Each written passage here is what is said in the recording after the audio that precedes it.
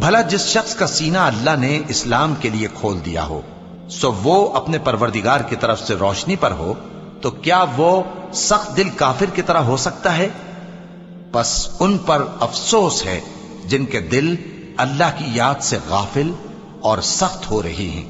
اور یہی لوگ سراسر گمراہی میں ہیں۔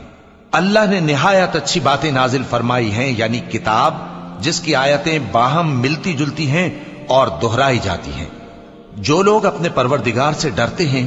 ان کے بدن کے رونگٹے اسے سن کر کھڑے ہو جاتے ہیں، پھر ان کی کھالیں نرم ہو جاتی ہیں اور دل بھی نرم ہو کر اللہ کی یاد کی طرف متوجہ ہو جاتی ہیں۔ یہی اللہ کی ہدایت ہے، وہ اس سے جس کو چاہتا ہے ہدایت دیتا ہے، اور جس کو اللہ گمراہ رہنے دے اس کو کوئی ہدایت دینے والا نہیں۔ بھلا جو شخص قیامت کے دن اپنے چہرے پر برے عذاب کو روکتا ہو، کیا وہ ویسا ہو سکتا